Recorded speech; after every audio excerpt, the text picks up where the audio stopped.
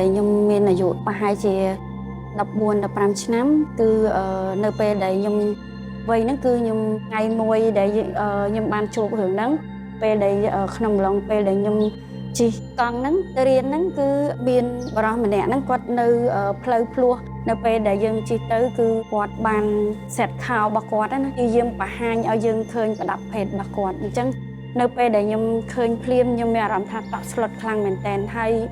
បិទថាយើងអញ្ចឹងគឺយើងព្យាយាមបន្ថែមល្បឿនកង់យើងបន្ថែមល្បឿនកង់ធ្វើម៉េចឲ្យលឿនអញ្ចឹងនៅពេលដែលយើងទៅផុតហើយយើងទៅដល់សាលាគឺយើងនៅតែមានអារម្មណ៍ថាភ័យខ្លាច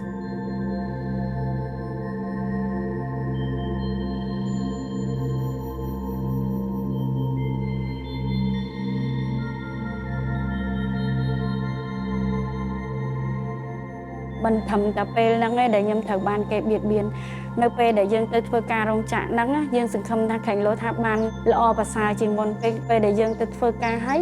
ក៏មានអ្នកដែលមានទូនាទីធំជាងយើងហ្នឹងក៏គាត់បៀតបៀនតែករណីខុសគ្នាទីមួយអ្នកខ្លះទៅគាត់ផ្ញើសារជារូបអាភាសនៅក្នុងទូរស័ព្ទផ្ញើសារមកក្នុងទូរស័ព្ទឲ្យយើងឃើញ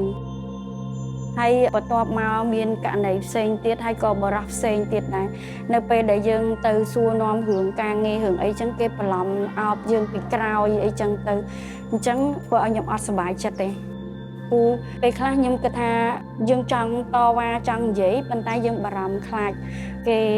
មិនឲ្យតម្លៃគេមិនជឿយើងពីព្រោះដោយសារអ្នកដែលគេអ្នកដែលបៀតបៀនយើងហ្នឹងគឺគេមានតួនាទីធំក្នុងហ្នឹងយើងបារម្ភខ្លាចថានៅពេលដែលយើងនិយាយចេញទៅគេប្រឈប់យើងពីការងារ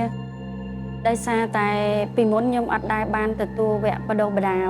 ទាក់ទងនឹងអំពើហិង្សាផ្អែកលើ gender ហ្នឹងទេអញ្ចឹងខ្ញុំអត់យល់ដឹងទេខ្ញុំគិតថារឿងហ្នឹងយើងគួរតែលាក់ទុកនៅក្នុងនេះពីព្រោះដោយសារខ្លាចខ្មាស់គេអីចឹងប៉ុន្តែតាមពិតនៅពេលដែលយើងទទួលបានការរៀនសូត្រហើយចំណេះដឹងអញ្ចឹងយើងអាចយកភាពក្លាហានរបស់យើងនេះយកមកនិយាយថាអ្នកឯងត្រូវតែកុំធ្វើបែបហ្នឹងដាក់យើងទៀតពីព្រោះបើសិនជាថ្ងៃក្រោយនៅតែធ្វើអញ្ចឹងទៀតយើងប្តឹងយើងទាមទារឲ្យដកចេញពីទូនាទីការងារអីចឹងនៅពេលដែលយើងកើតឡើងរឿងហ្នឹងគឺយើងអត់ដឹងថាដោះស្រាយមិនទេប៉ុន្តែដល់ពេលបច្ចុប្បន្នណាទើបយើងដឹងថានៅពេលដែលយើងហ៊ាននិយាយគឺសំខាន់គឺយើងហ៊ាននិយាយចេញថាយើងក៏ជាជនរងគ្រោះម្នាក់ដែរនៅពេលដែលយើងបង្ហាញថាយើងធ្លាប់មានបទពិសោធន៍អញ្ចឹងបងប្អូនស្ត្រីជាច្រើនដែលគាត់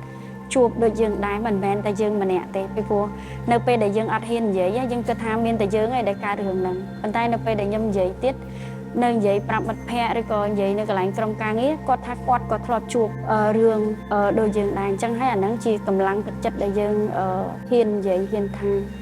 ដើម្បីឲ្យមានការផ្លាស់ប្ដូរព្រោះដោយសារកាលណាដែលយើងអត់ហ៊ាននិយាយស្ត្រីផ្សេងទៀតក៏រងគ្រោះដោយសាររឿងហ្នឹងដែរអាចនឹងថាមនុស្សជនប្រព្រឹត្តហ្នឹងតែម្នាក់ឯងតែបៀតបៀនស្ត្រីច្រើនអ្នកទៀតនៅកន្លែងការងារខ្ញុំបច្ចុប្បន្នគឺខ្ញុំធ្វើការនៅរោងចក្រមួយជាកម្មករហើយនៅក្នុងហ្នឹងក៏